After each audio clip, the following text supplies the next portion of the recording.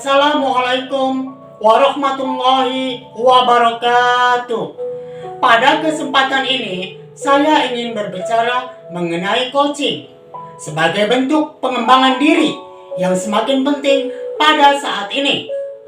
Coaching adalah sebuah proses kolaboratif yang dirancang untuk membantu individu mencapai potensi maksimal mereka melalui kegiatan dialog dan refleksi.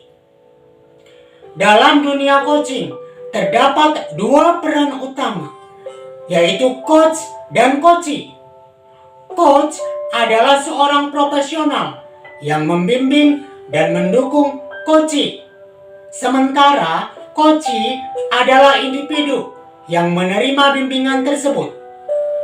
Perbedaan utama antara coach dan coachee terletak pada peran dan tanggung jawab masing-masing.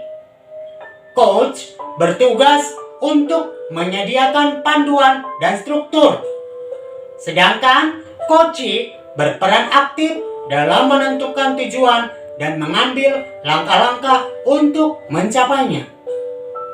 Kegiatan coaching berpegang pada beberapa prinsip penting, yaitu 1. Kemitraan, 2. Proses kreatif, dan 3. Memaksimalkan potensi.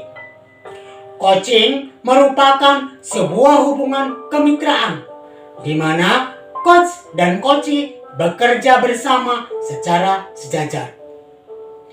Melalui proses kreatif, maksudnya coach membantu coachee untuk menemukan solusi inovatif untuk mengatasi hambatan. Fokus utama dari coaching adalah memaksimalkan potensi coachee sehingga mereka dapat mencapai tujuan yang diinginkan. Seorang coach yang efektif harus memiliki 3 kompetensi utama, yaitu 1. Kehadiran penuh, 2. Mendengarkan aktif, dan 3. Mengajukan pertanyaan yang berbobot. Kehadiran penuh berarti coach sepenuhnya hadir dan fokus pada coachee selama sesi coaching.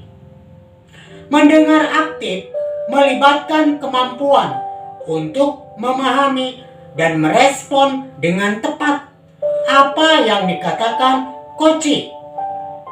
Mengajukan pertanyaan pemantik yang berbobot adalah seni menanyakan pertanyaan yang memicu refleksi mendalam dan wawasan baru bagi coachee. Proses keterampilan bertanya yang harus dimiliki seorang coach dapat dirangkum dengan akronim RASA. R. Receive, A. Acknowledge, S.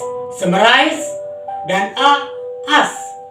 Receive berarti menerima dan mendengarkan dengan penuh perhatian. Acknowledge berarti mengakui dan menunjukkan bahwa kita memahami apa yang disampaikan. Summarize adalah merangkum poin-poin utama untuk memastikan pemahaman yang sama. Ask adalah mengajukan pertanyaan pemantik yang relevan dan mendorong coachee untuk berpikir lebih dalam. Alur percakapan coaching mengikuti langkah-langkah yang dirangkum dalam akronim TIRTA. T. Tujuan, I. Identifikasi, R. Rencana aksi, TA. Tanggung jawab. Pertama, menetapkan tujuan yang ingin dicapai oleh coachee. Kedua, mengidentifikasi tantangan dan peluang yang ada.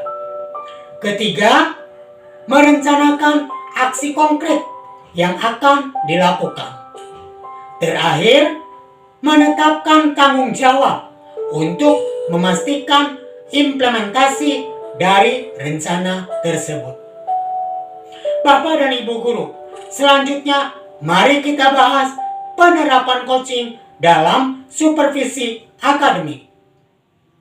Coaching dalam konteks ini sangat penting untuk mendukung pengembangan profesional guru dan memastikan kualitas pembelajaran yang lebih baik bagi para siswa.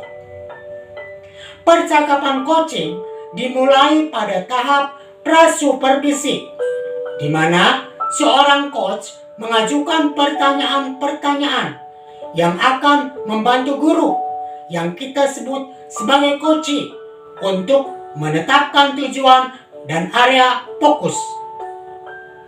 Beberapa pertanyaan yang mungkin diajukan adalah: kompetensi apa yang ingin Bapak atau Ibu kembangkan?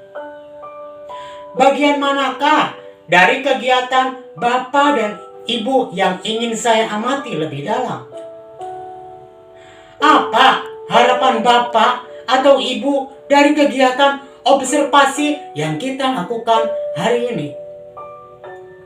Pertanyaan-pertanyaan ini dirancang untuk membantu coachee merencanakan dan mempersiapkan diri mereka dengan jelas tentang apa yang ingin dicapai melalui kegiatan supervisi. Setelah kegiatan observasi dilakukan, percakapan coaching berlanjut pada tahap pasca supervisi.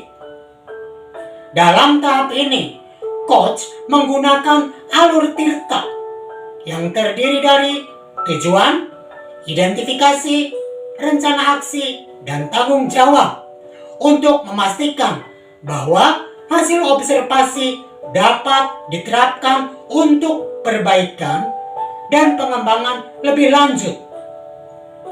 Beberapa pertanyaan yang bisa kita ajukan dalam tahap ini meliputi: bagaimana Bapak atau Ibu menilai performa Bapak atau Ibu sendiri ketika kegiatan pembelajaran tadi?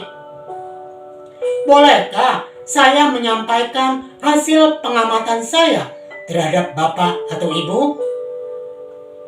Saya mengamati bahwa untuk kompetensi tertentu, Bapak dan Ibu sudah sesuai dengan standar yang kita rujuk. Bagaimana menurut Bapak atau Ibu? Namun demikian, menurut pengamatan saya, ada hal yang perlu dikembangkan, yaitu sebutkanlah area yang perlu kita kembangkan oleh coach. Bagaimana menurut Bapak dan Ibu? Bagaimana rencana Bapak atau Ibu untuk memperbaiki hal ini di masa depan? Bisakah Bapak atau Ibu memberikan kesimpulan kegiatan kita hari ini? Pertanyaan-pertanyaan ini membantu coachee untuk merefleksikan pengalaman mereka, menerima umpan balik konstruktif, dan merencanakan langkah-langkah perbaikan yang konkret. Dengan menerapkan coaching dalam supervisi akademik, kita tidak hanya membantu guru untuk mengenali kekuatan dan area pengembangan mereka, tetapi juga mendorong mereka untuk mengambil tanggung jawab penuh atas proses pembelajaran mereka sendiri. Ini akan menciptakan budaya pembelajaran yang lebih kolaboratif dan berkelanjutan, yang pada akhirnya akan meningkatkan kualitas pendidikan secara keseluruhan. Terima kasih atas perhatian.